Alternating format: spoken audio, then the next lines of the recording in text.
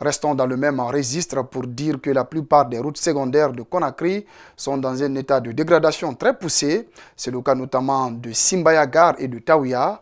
Ces routes secondaires sont impraticables pendant ces périodes de grande pluie. Rosaline Goto Monemo, Ibrahima Sori Kamara. Taouya, quelques heures après la pluie du matin. Les eaux débordent et les habitants ont du mal à se déplacer. Problème, le quartier ne dispose pas d'assez de caniveaux et ceux qui ont été creusés se trouvent bouchés. Toutes les années passées, c'est comme ça presque, mais cette année-là, c'est plus pire. Parce que les canaux, tout est bouché. Franchement, il faut que l'État nous aide parce que nous rencontrons d'énormes difficultés par rapport à cette eau stagnante qui nous fatigue ici. À Simbaya Gare, en plus des eaux qui stagnent, la route qui mène à la cité CBK se trouve fortement dégradée. Plus aucun véhicule n'ose l'emprunter. Les citoyens de Taouya ignorent la présence de leur chef de quartier. Ils trouvent que ce dernier ne fait pas son travail. Sans aucun complexe, ils disent regretter leur ancien chef de quartier. Des problèmes, on n'a pas de chef de quartier. Chef de quartier à Taouya, il ne se travaille pas. Parce qu'ici, il y a des chefs de quartier. On voulait aller parler ça depuis que le problème a commencé.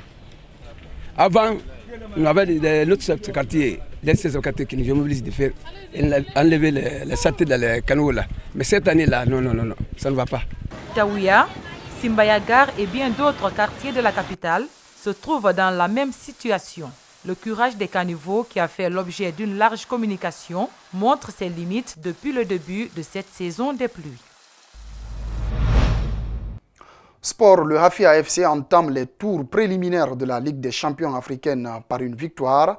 Le triple champion d'Afrique a battu 2-1 l'Étoile sportive du Sahel ce dimanche 11 août au stade du 28 septembre de Conakry, au compte de la manche allée de la double confrontation entre les deux équipes. Une victoire historique acquise dans les derniers instants du match par le Hafia qui revient sur la scène internationale après 35 ans d'absence. Le compte rendu est signé Mamadou Bouiba et Alseni Kamara. C'est sous une forte pluie que le club légendaire de Guinée a reçu ce dimanche l'Étoile sportive du Sahel sur une pelouse fortement trempée. Les visiteurs ont inscrit un but matinal sur une erreur d'alignement de la défense guinéenne, mais le Hafia trouve les ressources nécessaires pour revenir au score et réussit à prendre l'avantage dans les arrêts de jeu. Ibrahima Silla et Mohamed Saka sont les buteurs côté Hafia et Haribi Karim a inscrit le but des Tunisiens. Une victoire méritée, reconnaît l'entraîneur adjoint de l'Étoile sportive du Sahel qui se plaint tout de même de l'état de la pelouse. Hafia, c'est déjà un club. Aujourd'hui, on a remarqué que c'est un club c'est un groupe très bien organisé, offensivement comme défensivement. On a vu des lacunes, on a vu quelques faiblesses, mais globalement, ils étaient là. Ils ont pu égaliser dès la première mi-temps. Et la deuxième mi-temps, quand même, ils ont eu 2-3 occasions, dont l'arrêt ou bien le parade de notre gardien et le deuxième but à la dernière minute. Pascal Barzacus félicite ses joueurs qui ont appliqué à la lettre son plan de jeu. Mais le jeune technicien est conscient que ce n'est qu'une victoire d'étape avant de se projeter sur la manche retour. On a eu beaucoup de caractère parce que ce terrain n'est pas évident et quand on manque de compétition, jouer sur un terrain comme ça, c'est très difficile. Donc à féliciter mes joueurs parce qu'ils ont eu beaucoup de caractère, surtout quand tu prends un but au bout d'une minute contre cette équipe qui nous a imposé son physique. Je pense qu'on a eu beaucoup de caractère aujourd'hui. On profite aujourd'hui, mais je pense que le match retour va être très difficile. Kerfala Persson Camara, président du Hafia Football Club depuis avril 2013, attendait ce jour depuis longtemps. Il a été prouvé que quand on veut, on peut. Donc les clubs guinéens l'ont prouvé à travers tous les résultats qu'on est en train d'avoir ça et là.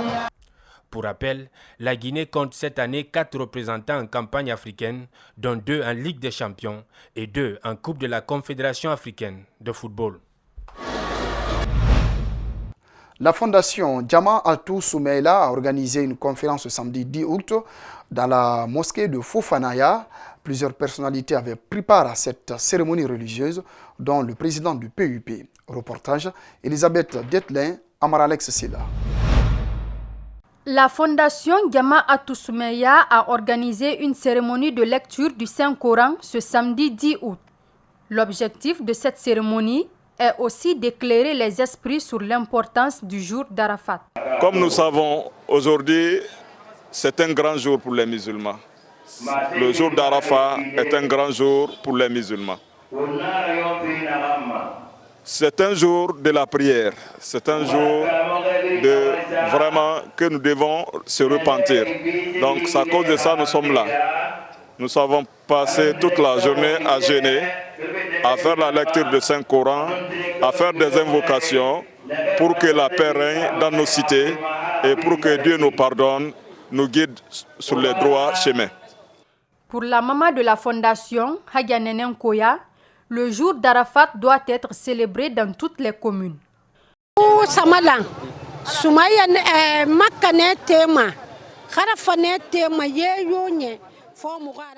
Depuis que nous avons commencé, à chaque montée de Arafat, nous le faisons à Matam, parce que c'est là-bas où se trouve notre siège.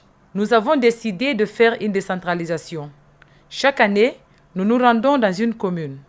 Nous l'avons fait à Dixine, à Ratoma et cette année, nous sommes à Matoto. Plusieurs grandes personnalités ont pris part à cette cérémonie de lecture du Saint-Coran, dont le président du PUP. J'ai été invité par eux parce qu'ils parlent de paix. Ils formulent des prières pour que Dieu sauve ce pays, pour que Dieu sauve les Guinéennes et les Guinéens. En tant que musulman, en tant que frère, en tant que Guinéen, j'ai répondu à leur invitation et c'est pour cette raison que je suis là. Je suis très content. La lecture s'est passée dans de très bonnes conditions et je suis heureux et je prie Dieu que tout ce qui a été dit pour la prospérité, pour le bonheur et pour la paix dans ce pays, que Dieu l'accepte. Cette cérémonie a pris fin par des invocations et des cantiques. Voilà, mesdames, messieurs, c'est la fin de ce journal. Merci de votre aimable attention. Ce journal est à retrouver sur notre site espacetvguinée.info. Je vous retrouve demain pour d'autres infos. Bonsoir sur vous.